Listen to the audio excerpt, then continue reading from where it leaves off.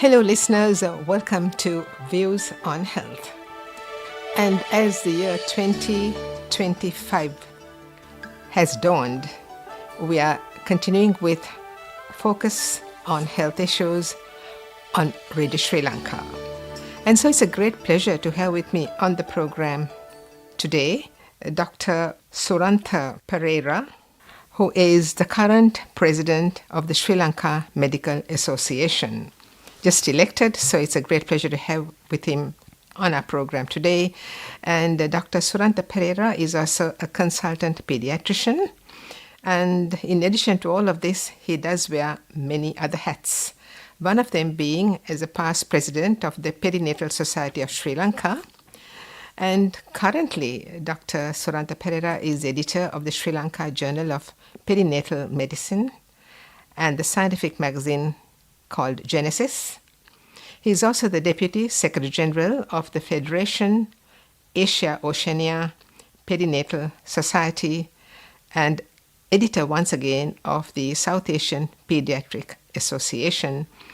So that's quite a bit that you have on your plate, Doctor. Welcome to SLBC and the program. Thank you for that kind introduction, Fatima. And Dr. Surantha Perera's focus as the president of the SLMA is equity in healthcare across life's course. That's something quite new as far as we are concerned when you talk of not just equity in healthcare but across life's course. So may I invite you to tell our listeners what exactly this means and where you're heading. Thank you very much again for that kind introduction.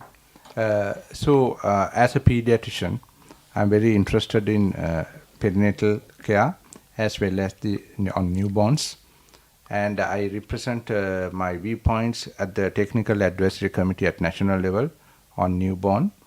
I'm a strong believer that is where the ovum become get fertilized and become an embryo and a fetus, and a newborn will be born.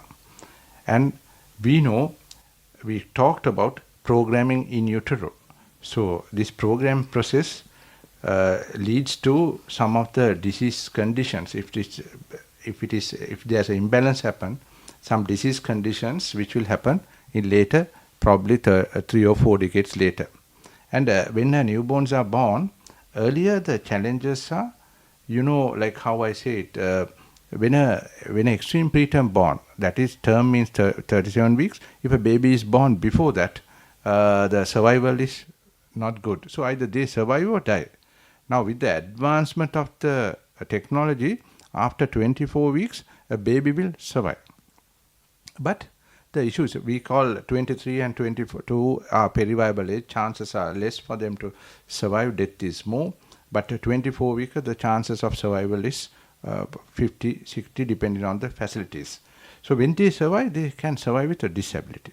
So how we handle them at the beginning of the life is very important. Not only that, again their life is threatened, they will have complication. So here we are concerned about not only their well-being, but the development also.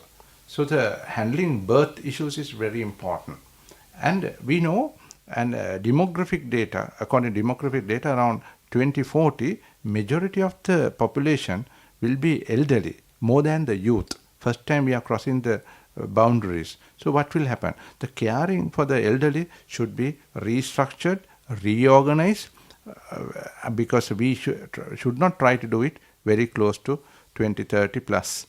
And during this process, after the newborn will become a child, and child will become an adolescent, and a youth, and a middle age, and more to the elderly. And so during this connecting line, they are more prone for other illnesses like non-communicable disease. On a better side is we are talking about the wellness. On the negative side, we are talking about not being well. So the non-communicable disease will be the leading causes and overtaking infectious diseases. And they are more prone for environmental effects, environmental health. If our planet is safe, healthy, the environment will be healthy, so we will be. So having a good program to mitigate those adverse effects in environmental effects also important, and not to forget things like road traffic accidents. It has a huge impact on our direct and indirect on our health system. To be honest, it's a 3.6, around 3% of the GDP will spend on handling these after effects and during and after effects of this road traffic accidents. So when we talked about life course from birth to tomb, the events taking place at different stages will influence the outcome of the later stages. So what happened in the young age, we say exposed to poor dietary habits, then old age they may have diabetes and hypertension. If there are environmental effects, they are exposed to, we say, environmental pollution, especially air pollution, at few decades time they can have lung diseases. So these are a problem in one area, a young age or one stage of life will influence another stage of life. So this is the life course theory or sociology model developed to explain this process. So why I connect this huge area is we can selectively address different issues during my year, because our health policy, we are going to put a new health policy or adopt a new policy, or we are going to modify it. Both are possible, but the due year is 2026. So as a Apex organization, we have a huge responsibility of how we contribute to this as an advocacy body. And I am a strong believer policy should be guided by evidence. So evidence-based policy changes should be our target, and our approach has to be rational. The job is not ours. It should be done by the Health Ministry of Health. Definitely, we are going to influence a specific area. This is why, coming back to my main theme, that's why I selected equity in healthcare across life course. Thank you for that very lucid explanation to your focus for the year 2025. And I think it's laudable. And I hope at the very outset to tell you that I hope your efforts and that of your team will bear fruit. Having said that, it's no easy task. From the way I see it, you have a huge challenge ahead of you. And yes, we have existing health policies, so you intend to introduce these new steps or new policies into the existing policies or modify them as the case may be for the overall benefit of the country and also to achieve your goal. For example, doctor, how long do you think it will take for such policies to actually show results? Is it possible to give an approximate time frame? So in the last year, I was fortunate to sit in few committees, and we were focusing on what are the areas we should address when we are looking at health policy. That's one thing. And the second thing is, and what are the key recommendations? So it is an evolving process, it's a progressing process. I think 2025 in that sense is very important. One example is there was a talk about how to bring 5 bureaus, that is NCD Bureau, CDC Bureau for the communicable the disease surveillance, etc. So what we will do is we will selectively address areas, because I am the convener for intercollegiate committee also. We have around 45 professional colleges or associations or societies. Example is College of Physicians, College of Obstetricians, College of Pediatricians, etc., cardiologists, pulmonologists. So every month we have a meeting at the premises of SLMA. We talked about policies, the problems we have faced, and the relevant policies also where we need changes at SLMA.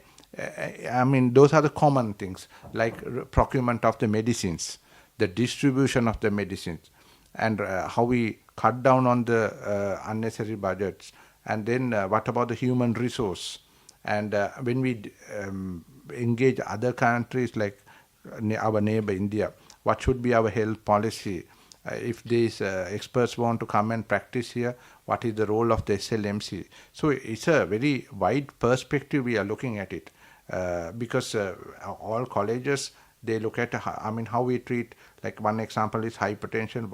What are the guidelines we should produce? How we train the staff, etc. These talks are beyond it. So the intercollegiate committee, which was idea pioneered by SLMA around 2020, now evolved into such an extent we meet and do a lot of good work, and this was helpful during the last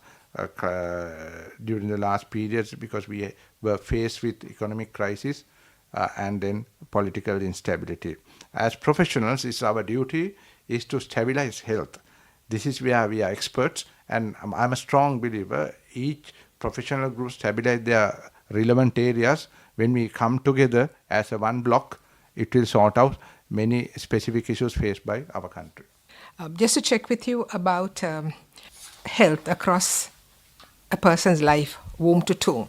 Yes, the focus basically is you look for a healthy lifestyle, and that is mooted all along from the time a child is born, and to the extent of it is very important that it should be breastfeeding and going on to other areas, and then as the child grows, that the child is given proper food, nutritious food, and to cut down on what the child shouldn't eat or drink. That is advocated all along. Whether it's practiced is a different matter later on, but then these are the basic things that are advisable and are being carried out in the interest of the child's health. Anything in between all of this, there is a lot of gaps. And I think that's where you're going to come in and bridge those gaps. Am I right in assuming that? Yeah, correct. Because in a crisis, what we should do is we hold the fort. What we have gained should be protected, and we should not lose those specific indices like neonatal mortality rate, child mortality rate, maternal mortality rate. Those are, we have gained a lot of good ground. Our improvement is leaps and bounds, and then regionally also we have showcased our progress, and we are well respected for our achievement by the UN agencies. While protecting it, we have to identify the gaps. One thing is we were focusing a lot on nutrition, and we were very upset about if there is a drop in anthropometric measurements, and so it is. Those are reflected in indices related to the malnutrition. It's a double burden we are looking at it. One is malnutrition, other one is obesity. Here, what about other things like development? We say that our child will have a perfect body. It's working nicely. But what about the brain? So what about, have you ever thought about a child who is born in a poverty-stricken area, and so the slums? So how we support that sort of a child? They don't have access to newer technology, access to sometimes sort of if they want to develop in play, do they have all the necessary infrastructure? If they want to develop their leisure activities, do they have all the infrastructure? Do they have the opportunity what the privileged children have? So in other countries, they have such programs, and so they mix the two groups, and then they get periodically these children exposed to these resources. Then this difference of not having underprivileged and not having access to these things we can balance, because when we handle these development milestones, we are helping the child to gain the full potential. This is very important to have a good citizen in our country.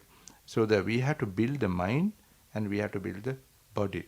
I always see as physicians we cure, but we have to mix with the art and the science. So this is the beauty of it. So we have to approach a child in holistic way, So this is one thing I want to introduce, Head Start. And my secretary, Dr. Asri, recently returned from USA after going through a Eisenhower scholarship. She's the head for the Sri Lanka for the looking after child development. And with her, I have developed this program. It is somewhat similar to this Samurdi, all these programs. I hope with the backing of the government, we may be able to introduce in selected areas, and then if we are doing the right thing, if the results are good, we may be able to extrapolate it into the other areas of the country. So you start off with a pilot project. Yeah, pilot project. And then then, the concepts, first thing is to engage with the government, develop understanding, develop insight among the politicians, and then because we have to remember they give the leadership, especially when population-related activities, and popularize and among the professionals, and then educate the community, and then we develop the framework, and we can start in a particular district where the underprivileged lot of children are there, and then that we can showcase the outcomes, and that learning experience will be useful to do it in other districts. It's tremendous if you can reach out to the less fortunate society, because they do need the opportunities which they don't get, and they deserve to get it. Yeah, Head Start is an English word. I thought of naming it as Mulpiyavara, but we have not finalized it. But that, in a way, yes, but you have to have a head start anyway, so I guess that might be a sort of a term that would be acceptable to everybody. So, Doctor, going on from there, you have these plans in to be implemented, but to do so, you also need a multi-pronged approach to reach your goal. Yeah. How do you propose to do that? So, I think in Sri Lanka Medical Association, we have 28 expert committees. For certain topics, those expert committees or themes, those expertise committees can help, because getting their help is very important. Beyond my year, that is 365 days, these should be continued. And different times, different leadership we can give at SLMA. And the second thing is specifically for certain projects, I'll develop a leadership, because I think as a leader, sometimes I may be in the front, I may be in the middle, I may be maybe the last person at the back. So I don't believe we have to all the time being in the front. And one of the good qualities a leader should have is trust your own members and identify the potential of it and give them the responsibility. Delegate, but supervise and guide. And for me also, there should be a good group of people to model it, because I call it these scientific model or socially models. I usually present to a very eminent group of doctors, and they are senior people, they have vast experience. I see what their ideas about it. Then the shape may be changed, but concepts are retained.